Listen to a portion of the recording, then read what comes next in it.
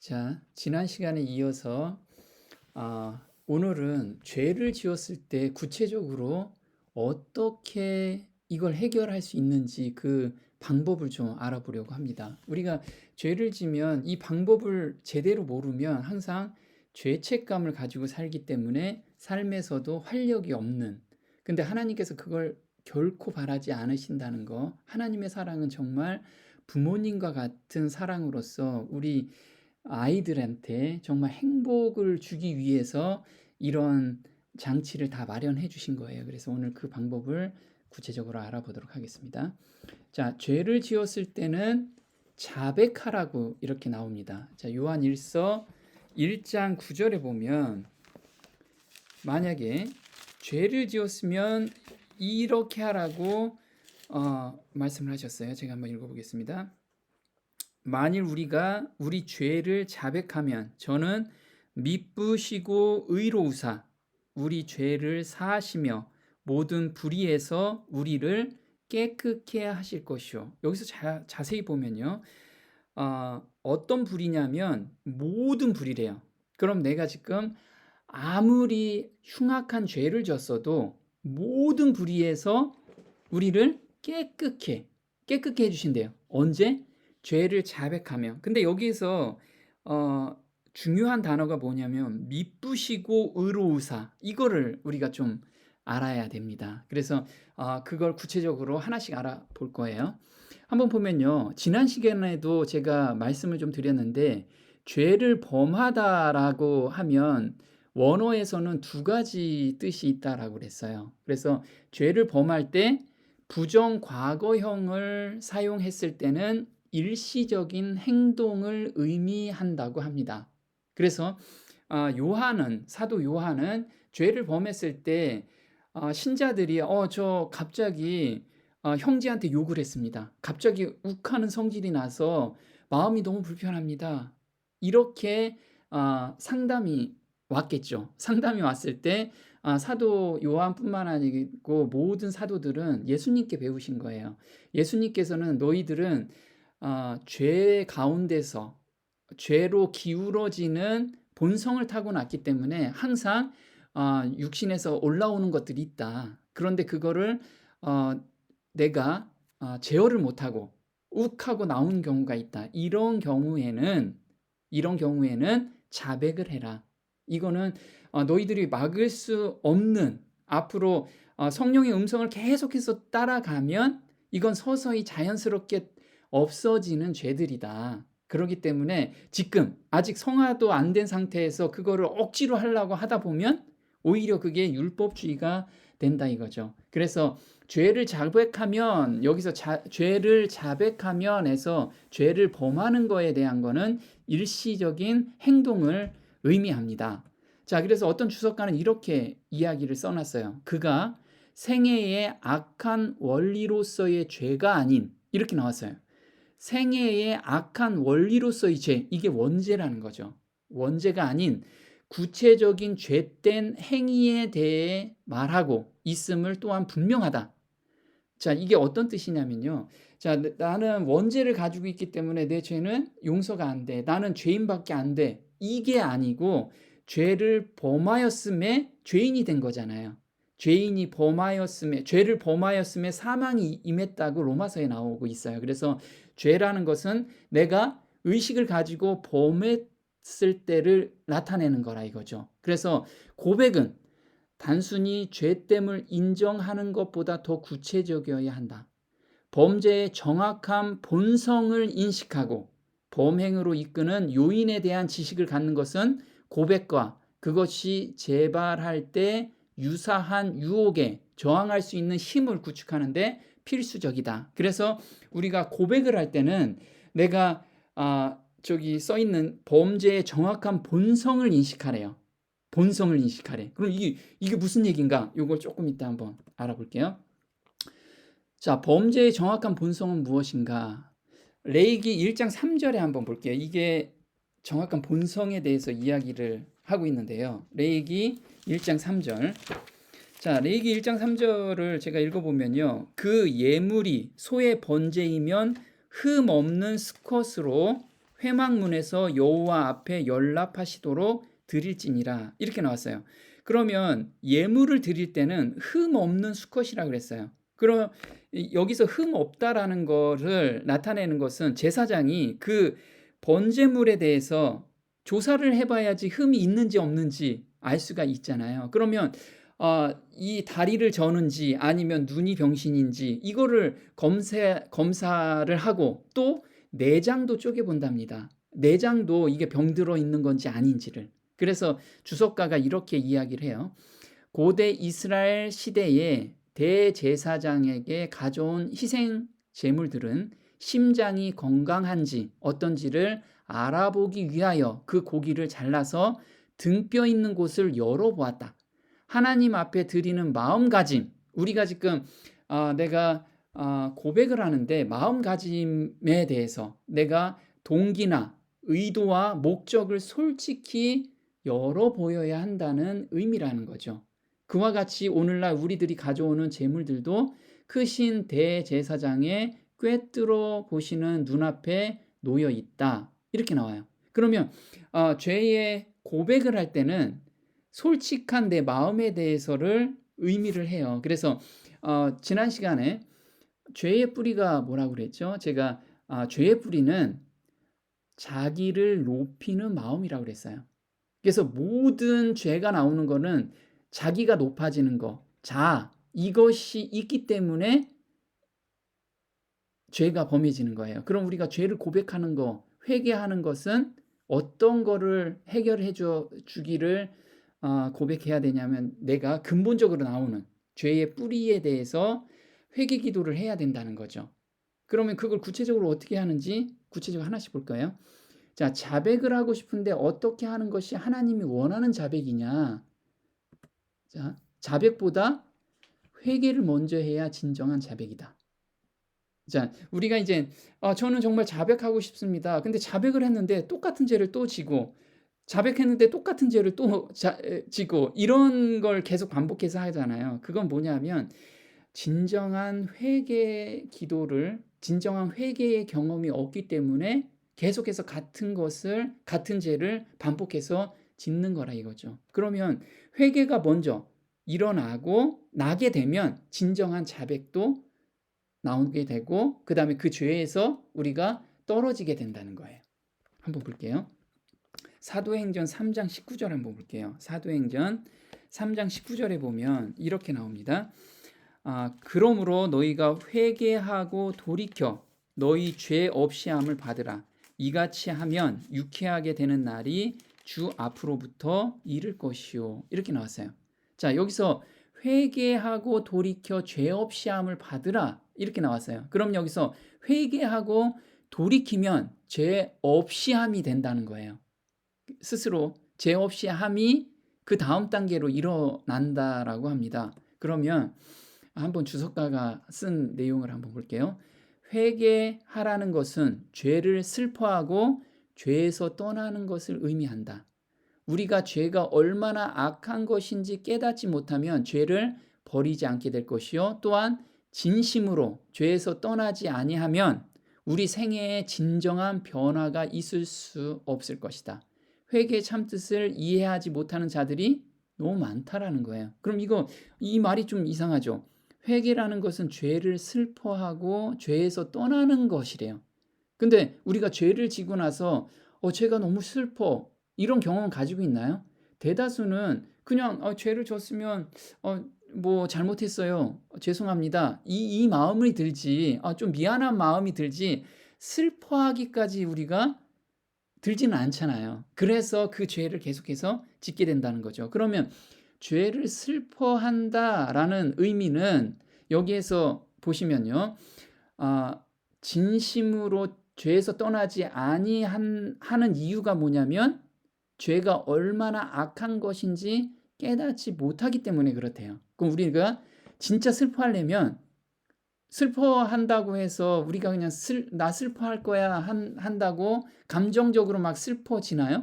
뭐 슬픈 걸 생각하면 슬퍼지겠죠. 그런데 진짜 죄가 무엇인지 알면 가슴 저 밑에서부터 내가 정말 이 죄에서 정말 떠나고 싶다라는 마음이 들게 됩니다. 그게 지난 시간에 우리가 사도 바울이 경험한 것이죠. 사도 바울이 어 심령이 가난해지고 그다음에 애통하는 단계까지 간 거예요. 죄를 계속 범하고 싶지 않은데 계속 죄가 올라오고 죄를 범해지는 그 단계에서 정말 떠나고 싶다. 이 애통하는 단계까지 가는 게 죄를 슬퍼하는 거라 이거죠. 이거는 성령님께서 해 주시는 건데 우리도 거기에 맞춰서 뭔가를 해야 된다는 거예요. 무엇을 해야 될까요? 그거는 좀 이따 하나씩 볼게요. 자, 회개와 후회의 차이다. 자, 회개의 개념을 명확히 알아야지만 내가 제대로 회개를 할 수 있겠죠. 자, 제가 한번 예를 하나 들어볼게요. 좀 이해를 돕기 위해서. 살인을 한 사람이 있습니다. 두 사람이 살인을 해서 숨어서 지내고 있어요. 그러면 이 마음 상태를 보고 회개한 건지 후회하는 건지 요걸 알 수가 있어요. 한번 볼게요. 내가 한 사람은 이렇게 고백을 하고 있어요. 내가 그 사람을 죽였어. 어떻게 이런 일이 발생했을까? 자신을 자책하고 그 살인한 것에 대해서 괴로워하는 것. 이게 뭘까요? 이게 바로 회개라는 거예요. 회개라는 건 그 죄, 내가 살인한 것 자체에 대해서 정말 후회하고 괴로워하는 거예요. 그러면 그럼 후회라는 게 뭘까? 후회라는 건 이런 거예요. 내가 그 사람을 죽였어. 살인자로 찍히면 사회생활을 못하고 무기징역이나 사형을 당할 텐데 어떻게 하지? 하며 괴로워하는 거. 자, 양쪽에서 보면 둘 다 괴로워해요. 근데 한 사람은 죄 자체에 대해서 내가 살인한 것 자체에 대해서 너무 괴로워하는 거예요. 우발적으로 했기 때문에. 그런데 두 번째 거는 살인한 것도 괴로운데 그거는 별로 괴롭지 않아. 뭐가 괴로워요? 그 결과에 대해서. 살인하면 낙인을 찍힐 거고 그래서 사회생활을 못할 거고 무기징역 또는 사형을 당할 거예요. 이걸 어떻게 피할까? 이 결과를 피하려고 하는 마음이라는 거예요. 그럼 마음가짐이 완전히 다르죠. 이게 바로 후회라는 거예요. 죄 자체보다 결과로 인해서 괴로워하는 거. 그래서 후회와 회개 이해가 좀 되나요? 그러면 우리가 이제 그럼 회개 기도도 달라질 수가 있어요. 그럼 여기 한번 볼게요. 출애굽기 성경에서 회개와 후회에 대해서 이야기할 때 이걸 또 많이 활용을 합니다. 출애굽기 9장 27절 한번 볼게요. 9장 27절에 보면 이렇게 나와요. 바로가 사람을 보내어 모세와 아론을 불러 그들에게 이르되 이번은 내가 범죄하였노라. 자, 범죄했대요. 이제 고백을 했죠. 그럼 이게 회개인지 후회인지. 여호와는 의로우시고 나와 나의 백성은 악하도다. 여기까지 보면 어때요? 회개한 느낌이에요. 회개. 그죠? 근데 여기가 나오게 된 배경이 23절에서 25절 한번 볼게요. 바로 윗절. 모세가 하늘을 향하여 지팡이를 들매 여호와께서 뇌성과 우박을 보내시고 불을 내려 땅에 달리게 하시니라. 여호와께서 우박을 애굽 땅에 내리심에 우박의 내림과 불덩이가 우박에 섞여 내림이 심히 맹렬하니 애굽 전국에 그 개국 이래로 그 같은 것이 없던 것이라. 우박이 애굽 온 땅에서 사람과 짐승을 물어나고 무릇 밭에 있는 것을 쳤으며 우박이 또 밭에 모든 채소를 치고 그들의 모든 나무를 꺾었으되 이렇게 나왔어요. 자, 이거는 형벌이 떨어지니까 지금 애굽이 완전히 우박하고 그 다음에 우박이 내려서 모든 땅의 그 곡식들을 다 죽였어요. 그거 보고 정말 후회를 한 거야. 너무 죄송하다고 제가 죄를 범했습니다. 이렇게 나왔어요. 근데 34절 한번 볼게요. 34절.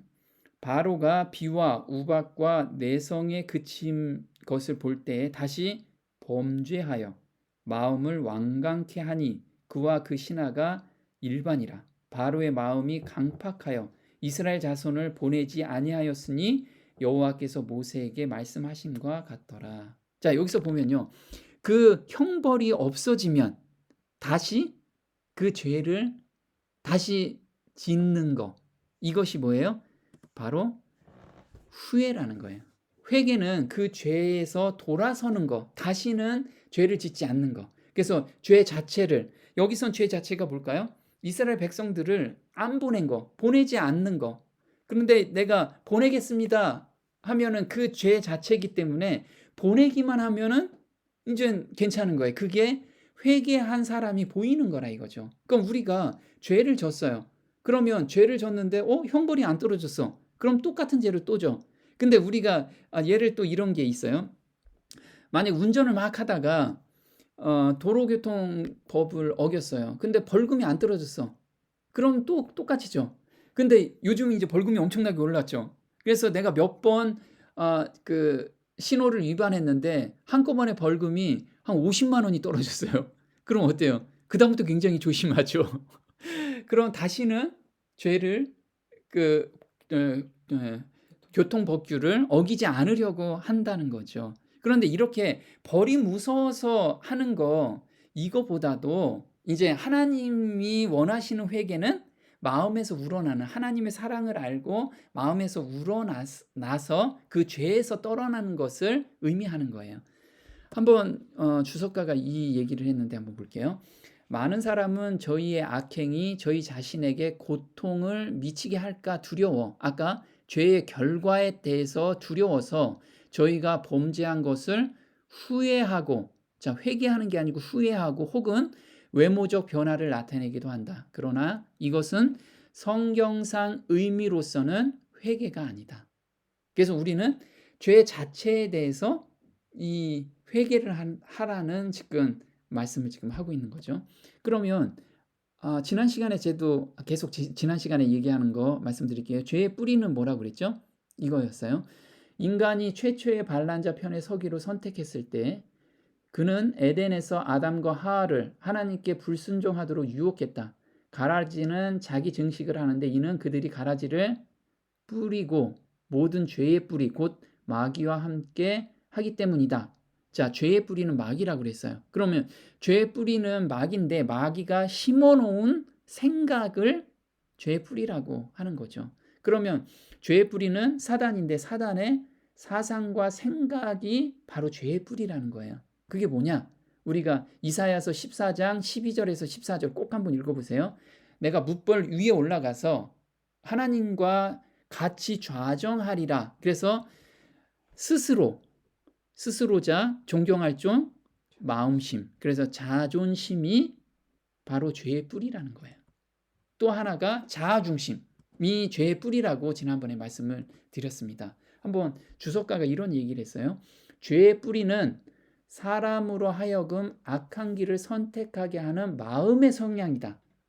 문제의 해결은, 죄의 뿌리를 해결하는 방법은 그 근본적인 성벽을 교정하는 것이다. 그 근본적인 성벽이 무엇이냐? 이것이 회개가 이루고자 하는 것이다.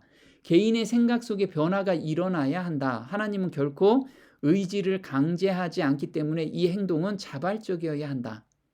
자, 개인이 자기 스스로 변화를 이루기란 전혀 불가능하다. 그러나 그가 변화를 이루기를 선택하라고 그랬어요.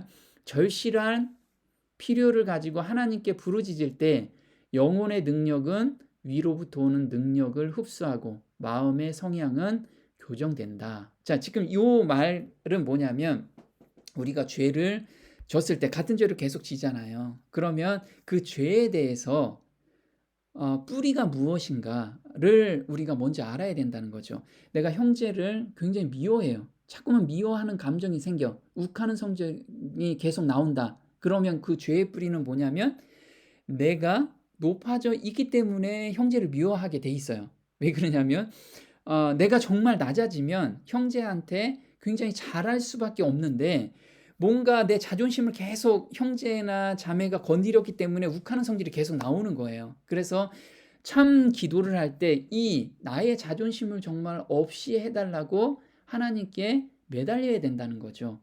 근본이 그거라 이거예요. 그러면 거기서 없애게 해주세요라고 했을 때는 우리가 선택을 하라고 하는 거예요. 어떤 선택을? 하나님께서 이걸 변화시켜 주실 거라는 것을 우리가 굳게 믿고 그 다음에 하나님께 내 마음을 온전히 바치라는 거죠. 그건 좀 이따 어떻게 기도하는지는 구체적으로 알아볼게요. 자, 변화를 이루기를 선택하며 절실한 필요를 가지고 하나님께 부르짖을 때 영혼의 능력은 위로부터 오는 능력, 이게 뭐냐 하면 성령의 능력이에요. 능력으로 흡수하고 마음의 성향은 교정이 된다. 내가 교정을 하고 싶어도 안 되지만 성령의 능력이 임하시면 그게 바뀌어진다는 거죠. 그러므로 참된 회개는 마음의 기능이다. 그것에는 어떤 요인이 변절하게 했는지를 발견하기 위해 상황을 철저히 살펴보는 것, 동일한 실수를 앞으로 어떻게 피할 수 있을 것인지를 연구하는 것이 포함된다. 자, 그래서 우리가 회개할 때 내가 이런 상황에서는 이렇게 내가 문제가 있었구나. 이걸 구체적으로 이런 실수를 했구나. 내가 이런 욕을 했구나. 아니면 이런 실수를 했다. 이걸 구체적으로 내가 알고서 그거에 대해서 고백을 하고 회개를 하라는 거예요. 한번 볼게요.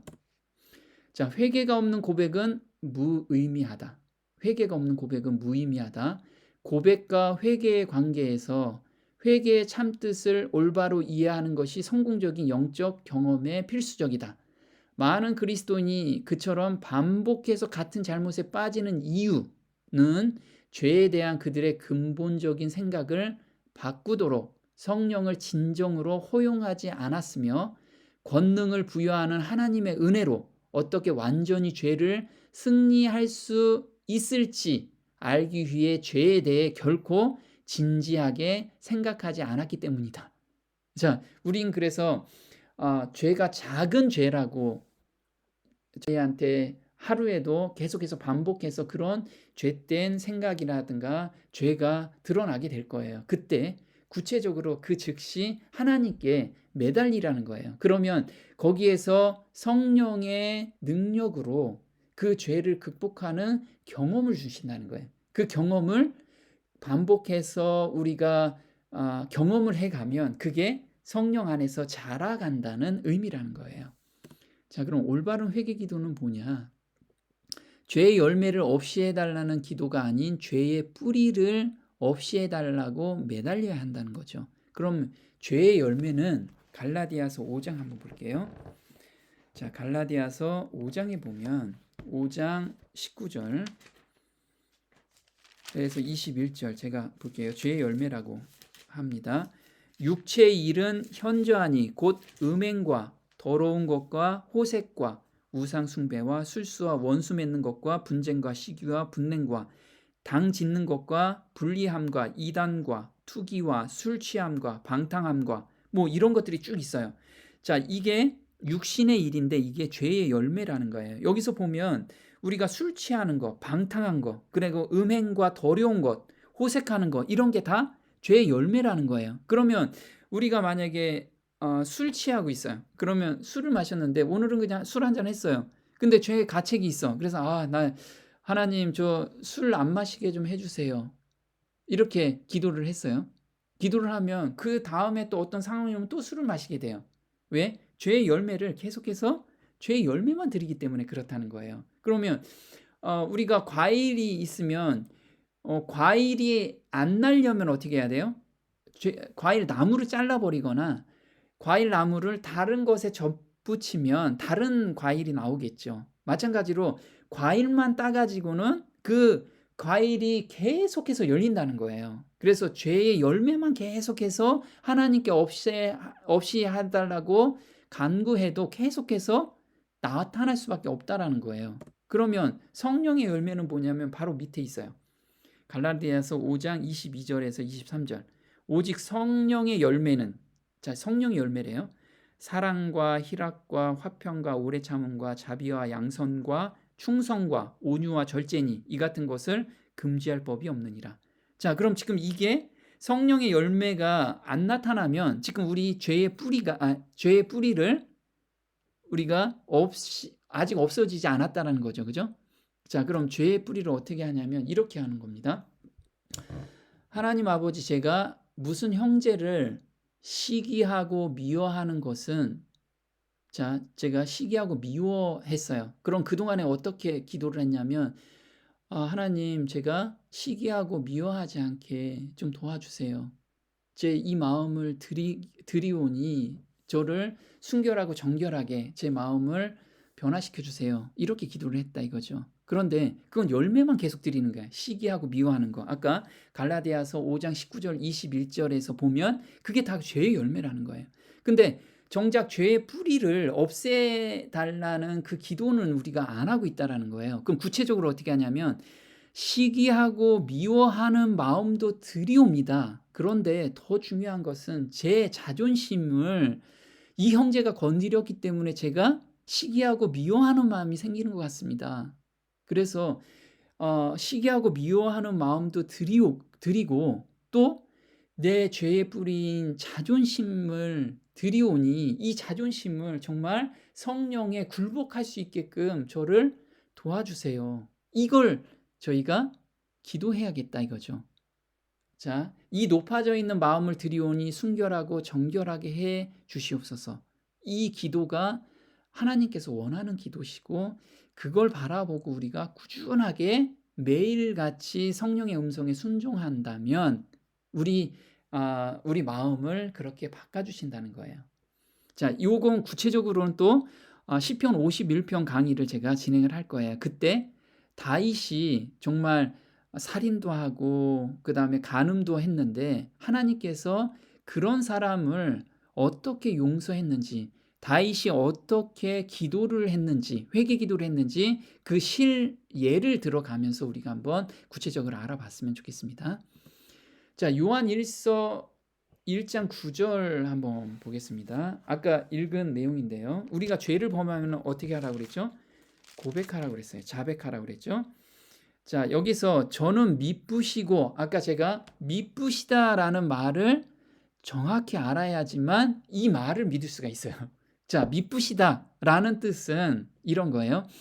자유함을 얻지 못하는 유일한 이유는 용서했다는 말씀을 못 믿는 것이다. 그러면 자, 제가 다시 요한 1서 1장 9절에 보면 만일 우리가 우리 죄를 자백하면 저는 미쁘시고 우로우사, 미쁘시다, 이 미쁘시다는 말씀을 예수님과 하나님의 성품이에요. 어떤 분인가? 이 성품을 알지 못하면 우리가 이걸 믿지 못해요. 그래서 저도 처음에는 이렇게 했는데 바뀌지 않으니까 정말 그럴까? 이런 생각을 많이 했어요. 근데 하나님의 성품을 알고 나니까 정말 여기서 자유함을 얻게 되는 거예요. 하나님은 정말 내 죄를 온전히 용서해 주시는구나. 이거를 알게 돼요. 그래서 자, 여기서 미쁘시다라는 뜻이 피스토스인데 믿을 만한, 신뢰하는 이라는 뜻이에요. 원어로는. 자, 고백하고 용서받는 과정에서 불확실성의 요인은 오직 죄인에게 있다. 자, 하나님 편에서 이미 다 이루어 주셨고 용서해 주신다는 것을 벌써 약속으로 주셨어요. 약속. 우리 저기 손가락 걸고 약속하시잖아요. 약속했는데 우리가 그걸 믿지 못하는 거예요. 내가. 주님은 사람이 진정으로 고백하면 확실히 용서하신다. 미쁘심은 주의 두드러진 특성 중에 하나이다 라고 나와 있어요. 그래서 자, 이사야서 1장 18절 한번 볼까요? 하나님의 마음을 성경에서 엄청나게 써놨는데 이렇게 써놓으셨어요. 이사야서 1장 18절에 보면 여호와께서 말씀하시되 오라 우리가 서로 변론하자. 너희 죄가 주홍 같을지라도 눈과 같이 희어질 것이요 진홍같이 붉을지라도 양털같이 되리라.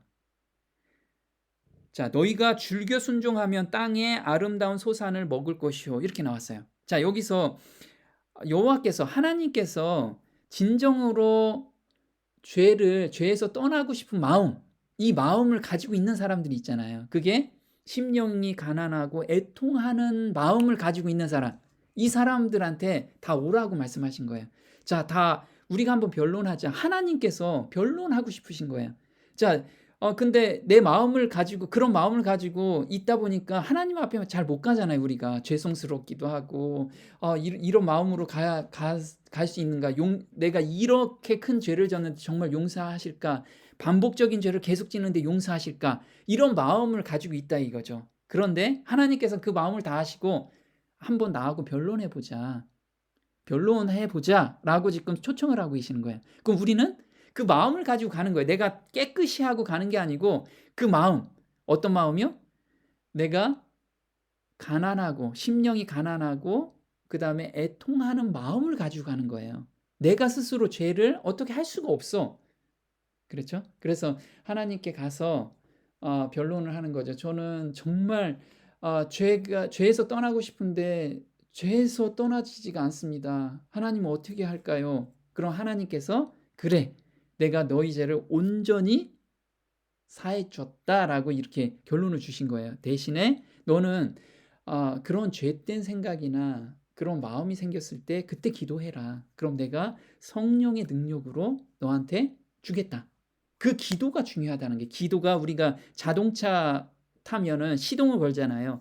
하나님의 능력을 받는 그 시동이 바로 기도라는 거예요. 기도가 없으면 안 된다는 거예요. 그래서 그 기도를 하면 하나님의 성령의 능력이 퍼부어 주신다는 거예요. 그래서 죄를 이기게 해주신다는 거예요. 자, 한번 볼게요. 그러면 하나님이 미쁘시다는 게 믿을만하다고 말씀하셨잖아요. 그러면 미쁘시게 한다는 게 얼마나 믿을만한지, 자, 이사야서 55장 한번 볼게요. 그래서 하나님께서 내가 이렇게 미쁜 사람이다 라고 계속 말씀을 하세요. 그래서 나를 좀 믿어라, 이런 하나님의 마음을 좀 아셨으면 좋겠어요. 자, 이사야서 55장 11절에 보면 내 입에서 나가는 말도 헛되이 내게로 돌아오지 아니하고 나의 뜻을 이루며 나의 명하여 보낸 일에 형통하리라. 자, 하나님께서는 내가 입에서 나가는 말도 헛되이 내게로 돌아오지 않는데 반드시 이루고 반드시 이루시겠다는 거예요. 그러면 지금 여기서 이야기해 볼게요. 요한 1서 1장 9절에서 우리가 죄를 자복하면 저는 미쁘시고 의로우사 우리 죄를 사하시고, 자, 사하신다는 게 누구 말씀이죠? 하나님 말씀이세요. 하나님이 지금 이사야서 55장 11절에 내가 지금 말을 했는데 반드시 이루시겠다고 우리한테 지금 약속하고 계시는 거예요. 그럼 그 말씀을 우리는 믿어야 된다는 거예요. 그럼 우리 믿음이란 뭘까? 이 믿음에 대해서 저희가 한번 구체적으로 교제를 한번 해볼게요. 믿음은 정말 잡는 건데 어떤 마음으로 잡고 믿음이 생기려면 어떤 마음 상태로 하나님께 가야 되는지 그것 같이 한번 알아볼 거예요. 자, 그러면 이사야서 14장 똑같이 또 하나님께서 우리한테 이야기를 또 해주세요. 14장 24절 한번 볼게요. 만군의 여호와께서 맹세하여 가라사대. 자, 맹세하신대요. 얼마나 안 믿으니까 하나님께서, 하늘의 하나님께서 맹세하신대. 나의 생각한 것이 반드시 되며 나의 경영한 것이 반드시 이루리라. 하나님께서 얼마나 속이 탔으면, 자, 아까는 변론하시죠. 변론해서 앞에다 놓고 우리 각자 마음 심령에 성령님이 오셨죠. 그래서 그 말씀을 우리 앞에 딱 놓으시고 우리 앞에 하나님께서 계세요. 그리고 변론하자고 말씀을 하시는 거예요. 그리고 확신을 주시는 거예요. 나의 말은 절대 헛되이 돌아가지 않을 것이다. 반드시 이룰 거라. 이렇게 계속 말씀을 하고 계시는 거예요. 한번 또, 그래서 예수님께서 또 말씀하시죠. 마태복음 5장 18절 한번 볼게요. 5장 18절에 이렇게 나옵니다. 진실로 너희에게 이르노니 천지가 없어지기 전에는 율법의 1.1획이라도 반드시 없어지지 아니하고 다 이루리라. 자, 율법이라는 거 우리가 십계명만 율법이라고 생각하시면 안 돼요. 자, 우리가 부모님이 계세요. 근데 부모와 자식 간의 계명을 십계명을 줬어요. 근데 그 십계명이 없는 말을 우리가 어겨도 되는 건가요? 아니라 이거죠. 부모님의 말씀은 정말 부모님을 사랑하고 부모님의 사랑을 알게 되면 부모님의 말씀을 우리가 다 듣기를 원하는 마음을 다 가지고 있잖아요. 그렇죠? 몇 개 항목을 적어 놓아서 그걸 지키는 게 아니고 정말 부모님을 사랑하면 부모님의 말씀을 다 듣고 싶은 마음이 생기는 거라 이거죠. 그래서 여기서 율법의 1.1획이라도 라는 걸, 하나님의 말씀은 한번 말씀하시면 하나도 떨어지지 않고 반드시 이루어진다고 이렇게 말씀을 하시는 거예요. 그래서 바울은요, 하나님의 미쁘심을 보고 모든 일에 이렇게 했어요. 고린도후서 1장 18절 한번 볼까요? 고린도후서 1장 18절에 보면 이렇게 나와요. 하나님은 미쁘시니라. 자, 하나님은 미쁘시니라. 여기서 그럼 무슨 말로 써야 돼요? 하나님은 믿을만 하신 분이다. 이건 똑같은 거예요. 믿을만한 분이시라. 우리가 너희에게 한 말은 예하고 아니라 함이 없노라. 자, 여기서 예하고 아니라 함이 없느니라 라는 건 뭐예요? 하나님은 믿을만한 분이시니까 하나님께서 말씀하시는 건 그냥 예하고 따라가도 우리한테 좋은 것을 주실 분이라는 것을 바울은 그냥 믿으신 거예요. 믿고 그냥 하나님이 너 어디 가라 아니면 이렇게 해라 하면 믿지 못하면 어때요? 그런가 해서 자꾸만 찾아보잖아요. 그렇죠? 그런데 하나님은 정말 믿으시다, 믿을만하신 분이라는 것을 바울은 삶에서 경험을 통해서 하나님께서 뭐든지 말하시면 한 거죠. 그럼 우리도 마찬가지라는 거죠. 지금 하나님께서 우리 죄를 용서해 주신다고 대신에 어떤 마음으로? 심령이 가난하고 애통하는 마음으로 하나님 앞에만 가시면 하나님이 변론해 주신다고 하잖아요. 그리고 그 말을 정말 믿어야 돼. 그죠? 믿으면 마음의 자유함을 얻을 수가 있습니다. 자, 그래서 어떤 주석가가 이렇게 했었어요. 하나님의 미쁘심을 의심하는 자들이 얼마나 자주 평안을 잃어버리는가. 자, 우리가 평안을 잃어버리는 것은 딱 한 가지밖에 없다라고 지금 써 있어요. 뭐요? 하나님의 미쁘심을 의심한다라는 거. 근데 이 미쁘심을 의심하는 것은 누가 생각을 집어넣어 주냐면 바로 사단이 넣어준다는 거예요. 사단은 주님께서 우리들 한 사람 한 사람에게 간절한 관심을 기울이신다는 사실을 믿는 우리의 믿음을 파괴하기 위해 전력을 다한다. 그래서 우리한테 의심도 넣어주고 다른 사람한테 말을 통해서 또 의심을 넣어주게 이렇게 계속해서 사단이 우리를 공격하고 있다는 거예요. 사단은 하나님께서 우리를 개인적으로 돌보신다는 사실을 우리가 의심하도록 이끈다. 자, 하나님은 공중에 나는 새도 정말 말씀이 아니면 떨어지지 않게끔 하나님이 허락하지 않으면 떨어지지 않게끔 하신다라고 지금 말씀을 하고 계세요. 그러면 새보다 훨씬 몇십억 배 귀중한 우리인데 우리한테 관심을 안 가져주실까요? 아니라 이거죠. 1분 1초도 하나님은 우리한테 눈을 떼지 않고 지금도 계세요. 그러면 우리가 정말 이렇게 하나님을 의심하거나 아니면 마음이 침륜에 빠져 있는 것을 하나님은 결코 원하지 않으신다는 거예요. 그 마음은 누가 준다? 사단이 주고 있다라는 거예요. 우리를 타락에서 지킬 하나님의 능력을 끊임없이 상기해야 하며, 자, 우리가 침륜에 빠졌을 때 하나님의 미쁘심을 우리가 계속해서 상기해야 한다는 거예요. 그분이 우리를 매 순간 도와주신다라는 것을 우리는 항상 기억해야 된다는 거예요. 우리가 그 능력을 사용하지 못한 결과로 타락하게 된 때에라도 회개하고 자비와 용서를 구하기 위해서 은혜의 보좌로 나아가야 한다. 자, 여기서 보면 우리가 그의 능력을 사용하지 못한다. 자, 능력은 언제 사용한다? 우리가 기도할 때 성령의 능력을 사용하는 거예요. 그러면 기도할 때 그 기도를 우리가 이렇게 해주세요 하고 끝이 아니고 믿음을 가지고 하나님은 정말 미쁘신 분이시구나. 그래서 저를 도와주실 분이고 저희 죄를 깨끗이 해주실 분이다 라는 것을 그걸 믿고 그냥 기도를 하는 거예요.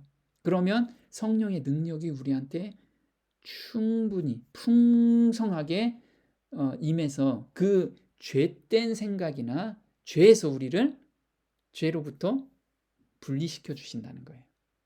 자, 그럼 참 회개라는 게 무엇인지 요것도 구체적으로 한번 알아봐야겠죠? 요거는 다음 시간에 하겠습니다. 네, 수고하셨습니다.